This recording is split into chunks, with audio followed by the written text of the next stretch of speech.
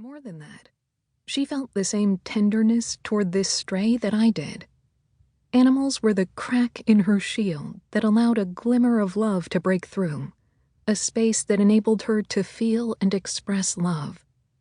And now, miraculously, here she was, after we chose a tree, saying, "Well, come on, Carol, let's get the cat in the car before he freezes to death." For the first time in my young life, I sensed that we might be able to connect. Animals might bridge the divide.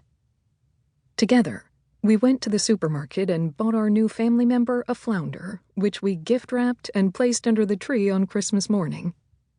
All three of us laughed as we watched Nicholas Quattromano, named after St. Nicholas and Four Hands in Italian, a nod to my father's heritage, sniff out his present and shred the paper to uncover and devour the fish. Not surprisingly, his rescue ignited my passion for adopting homeless creatures. Rescuing Nick, as we called him, created a way for my mom and me to share the same world. It didn't fix our relationship, but it allowed me to glimpse her softer, more kind-hearted side and revealed that we shared something in common. Even though Nick's initial tentative friendliness turned out to be a calculated gambit to get us to bring him in from the cold, thereafter he spent the majority of his time atop the refrigerator, safely out of reach of my grasping, cuddling arms. I felt happy that he had a safe home, that he was ours, and that he could depend on us. The seed of my passion for rescuing homeless animals was planted. Nick was the first of many strays we welcomed into our home over the coming years. His rescue laid the initial stone in my meandering path that led from Harvard Business School to a decade with high-tech software producer Intuit, which set off a search for greater meaning and eventually steered me toward the work I do today as president of our bustling shelter in the heart of Silicon Valley.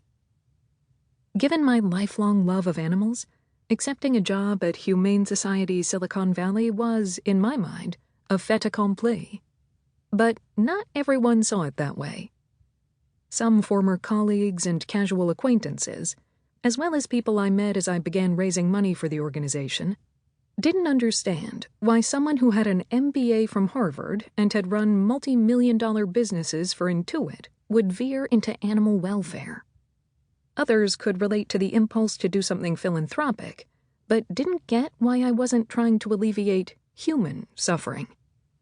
Ultimately, they all asked similar versions of the same question. Why are you helping animals when you could be helping people? In response, I'd quote the statistics that spurred my passion for animal welfare. While great strides have been made in saving animals' lives in the United States, more than 6.5 million cats and dogs still enter animal shelters each year, and 1.5 million are euthanized. And of the roughly $410 billion that Americans give to charities, only 3% goes to animal-related and environmental causes combined. People nodded their heads and many expressed genuine concern, but I could tell that most weren't fully persuaded. I began to sense that those heartbreaking statistics were only part of the story, that I was missing a deeper truth. As I groped for a fuller explanation, I started thinking about my mother and how Nick had been the saving grace of our relationship. The tenderness I saw her express toward the creatures that populated our lives showed me she was capable of love, even if she wasn't always able to express it to me in the way I longed for. I still felt saddened by our relationship, but somewhere along the way I realized I could either be resentful and angry for what she didn't give me or grateful for what she did, a devotion to animals that led to my life's purpose. I chose the latter.